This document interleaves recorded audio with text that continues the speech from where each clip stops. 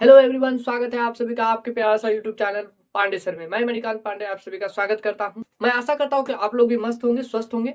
तो आज हम लोग चैप्टर 2 जो हम लोग का है उसने कहा था, जिसके लेखक है चंद्रधर शर्मा गुलेरी। जिसके लेखक कौन है? चंद्रधर शर्मा गुलेरी। उनके मोस्ट वीवीआईपी क्वेश्चन सब आप लोगों के लिए लेकर आ गए हैं ऑब्जेक्टिव का। अब देखिए, आप लोग पेन और कॉपी लेकर के बैठिए। अगर आप लोग चैप्टर अच्छे से पढ़े हैं तो अभी आपको पता चल जाएगा कि आप कितना ऑब्जेक्टिव सही कर पाते हैं। ठीक है, तो आप लोग पेन कॉपी लेकर के बैठिए और मिलाते जाइएगा कितना सही हो रहा है और कितना गलत हो रहा है। पहला प्रश्न हमारा क्या है, आइए देखते हैं। तो पहला प्रश्न है बच्चों, चंद्रधर शर्मा गुलेरी का जन्म कब हुआ था? बहुत ही बढ़िया प्रश्न है। तो प्यारे बच्चों, आप लोग जानते हैं कि 7 जुलाई 1883 में हुआ था, 8 जुलाई 1884 में हुआ था, या फिर 9 जुलाई 1885 में हुआ था, या फिर 7 अगस्त 1883 में हुआ था? बताइए, जल्दी बताइए। तो इसका ऑप्शन सही हो जाएगा ए, 7 जुलाई 1883 में। यहाँ गलती मत कीजिएगा, यहाँ 8 देखिए, यहाँ भी एक लिखा हुआ है 7 जुलाई 1883। तो ऐसा नहीं कीजिएगा कि ये वाला ऑप्शन सही कर दीजिएगा, ठीक है? याद रखिएगा, जुलाई। क्या? जुलाई, समझ गए। दूसरा प्रश्न है, चंद्रधर शर्मा गुलेरी का निधन कब हुआ था? दूसरा प्रश्न है, चंद्रधर शर्मा गुलेरी का निधन कब हुआ था? 11 सितंबर 1921, 12 सितंबर 1922, या फिर 11 सितंबर 1924, या फिर 18 अगस्त 1922? जल्दी बताइए। अब यहाँ पर भी कंफ्यूज मत होइएगा, तो इसका ऑप्शन सही हो जाएगा बी। ऑप्शन सी हो जाएगा 12 सितंबर 1922। कब हो जाएगा? 12 सितंबर 1922। तीसरा नंबर का प्रश्न देखते हैं, आइए। 3 नंबर का प्रश्न हमारा आगे में है, चंद्रधर शर्मा गुलेरी का जन्म कहाँ हुआ था? 3 नंबर का प्रश्न है बच्चों, चंद्रधर शर्मा गुलेरी का जन्म कहाँ हुआ था? फटाफट बताइए, कहाँ हुआ था? जबलपुर में हुआ था, मध्य प्रदेश, या इटारसी मध्य प्रदेश, या राजस्थान? कहाँ पे हुआ था? तो ऑप्शन सी सही हो जाएगा, इसका हो जाएगा राजस्थान। कहाँ हो जाएगा? जयपुर, राजस्थान। गुलेरी जी का जन्म कहाँ हुआ था? इन्हें प्यार से गुलेरी जी भी बोला जाता है, ये बात याद रखिएगा आप लोग, समझ गए? ठीक है। 4 नंबर का प्रश्न है, चंद्रधर शर्मा गुलेरी का मूल निवास स्थान कहाँ था? बताइए कहाँ था? तो इसका ऑप्शन नंबर डी सही हो जाएगा। ऑप्शन नंबर डी सही हो जाएगा, गुलेरी, कांगड़ा, हिमाचल प्रदेश। याद रखिएगा। नेक्स्ट प्रश्न है 5 नंबर का, गुलेरी जी का प्रमुख कहानियों का नाम बताइए। गुलेरी जी के जो प्रमुख कहानियां थी उसकी नाम बताइए। तो क्या बताइएगा आप? आम, अमरूद, इमली? नहीं, वहां पे बताना है आपका जो गुलेरी जी का प्रमुख जो कहानी है, तो ये हो जाएगा उपयुक्त सभी हो जाएगा। ऑप्शन नंबर डी सही हो जाएगा, क्योंकि उसका सुखमय जीवन भी था, बुद्ध का कांटा भी उसने कहा था, जो कि अभी हम लोग पढ़ रहे हैं, है ना?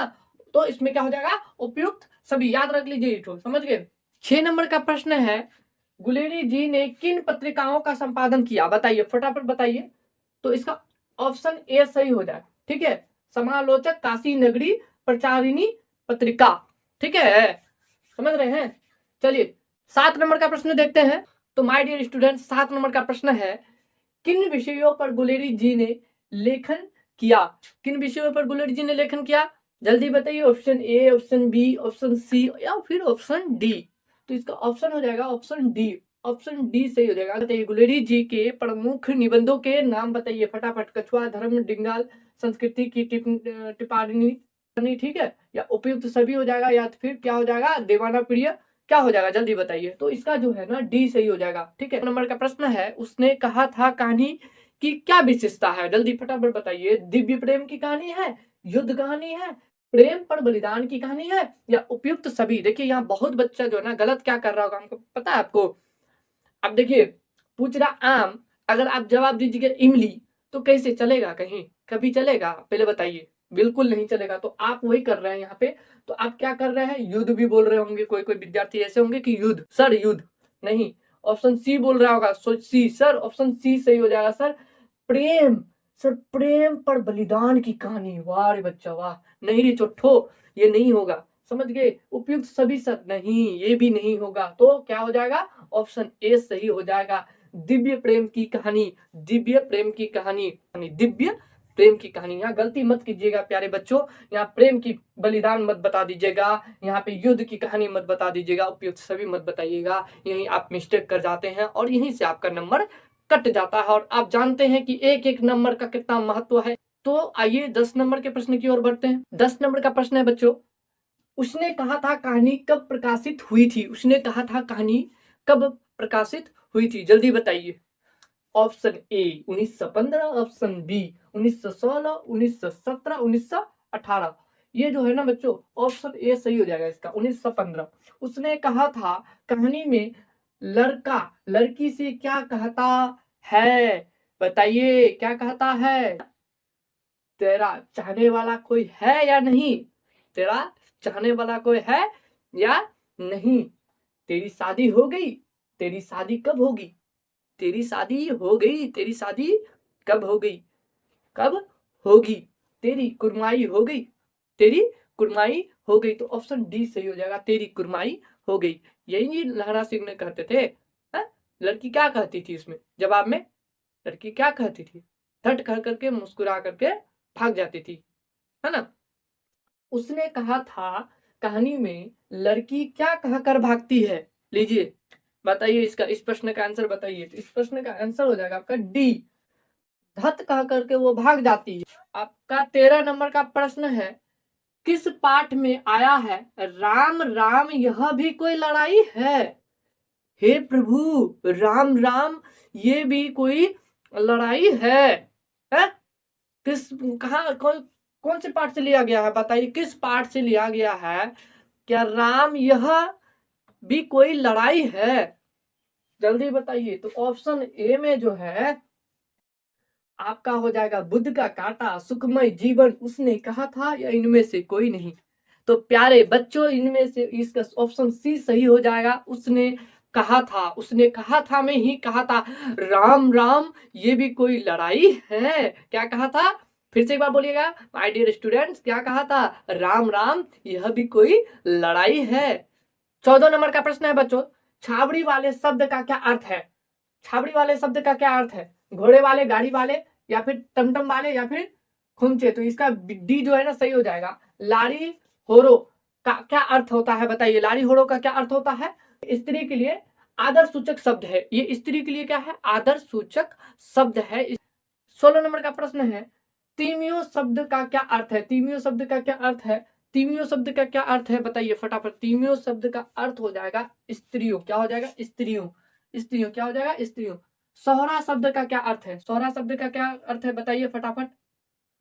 ये एक प्रकार का क्या हो जाएगा? गाली होता है। सोहरा क्या होता है? एक प्रकार का गाली होता है। ठीक है। 18 नंबर का प्रश्न है बच्चों, पठ शब्द का क्या अर्थ है? जांग है, पर्दा है, कपड़ा है, क्या है? बताइए जल्दी बताइए। ऑप्शन नंबर इसका जो है सी सही हो जाएगा, कपड़ा है। किस पाठ में उद्घृत उद्घृत है? हाँ, देश क्या है? स्वर्ग है क्या? बताइए जल्दी कौन सा हो जाएगा? तो ये हो जाएगा option number B. Option number B. उसने कहा था। उसने कहा था शीर्षक कहानी के रचयिता का नाम क्या था? बताइए जल्दी। उसने कहा था शीर्षक कहानी के रचयिता का नाम बताइए जल्दी फटाफट। क्या हो जाएगा? तो इसका ऑप्शन नंबर ए जो है बच्चों सही हो जाएगा, चंद्रधर शर्मा गुलेरी जी। इनके रचनाकार कौन है? चंद्रधर शर्मा गुलेरी जी। और ये क्या है? तो एक कहानी है, ये भी याद रखिएगा। अगर आपको पूछ लिया जाए कि उसने कहा था क्या है, तो क्या है? कहानी है। ये याद रखिएगा। समझ गए? तो बच्चों मैं यही कहना चाहूंगा कि आप लोग पूरा दम लगा करके मेहनत कीजिए, क्योंकि आप लोग के पास जनवरी अब मात्र बचा हुआ है। अब इधर उधर मत भटकिए, और वो थोड़ा पढ़ी लोग के पीछे भागना बंद कर दीजिए। पहली बात, ठीक है? पढ़ी लोग के पीछे भागिएगा तो बाबू एकदम लोटा लेके दौड़ना पड़ेगा फिर पूरा जिंदगी भर। समझ गए जी? तो इससे अच्छा है कि आप लोग एकदम पढ़ाई में कंसंट्रेट कीजिए। आप लोग के पास अब जनवरी का महीना बचा हुआ है, मात्र जनवरी का महीना। तो आप लोग मेहनत कीजिए, मेहनत कीजिए, दम लगा करके पास हो जाइएगा। इस बार जो नेक्स्ट वीडियो मेरा आएगा वो सब्जेक्टिव से आएगा। सब्जेक्टिव से कुछ इंपॉर्टेंट प्रश्न सब आप लोग को बता देंगे। आप लोग उसका तैयारी कर लीजिएगा बढ़िया से, और एग्जाम में बैठ जाइएगा। मैं विश्वास दिलाना चाहता हूँ सभी स्टूडेंट को कि आप लोग 100 पास कर जाइएगा। बस आप लोग को किसी भी एक लेक्चर को, किसी भी एक वीडियो को बढ़िया से मन लगा करके देखना पड़ेगा और समझना पड़ेगा चीज़ों को। अगर अभी भी आप अगर यदि क्या कहते हैं 2 मिनट का वीडियो देखते हैं फिर रील में चले जा रहे हैं, तो फिर ये गलत चीज़ है बाबू। इस सबसे थोड़ा सा बचिए, ठीक है? और मैं कुछ इंपॉर्टेंट बात भी बताने वाला हूँ। तो मैं 25 तारीख को मैं बताऊँगा कुछ इस टिप्स एंड ट्रिक, जिससे कि आप लोगों के लिए बहुत ही हेल्पफुल होगा और बहुत ही अच्छे से आप लोग एग्ज़ाम लिख सकते हैं। फिलहाल तो मैं इतना ही कहूँगा, आप लोग हँसते रहिए, मुस्कुराते रहिए।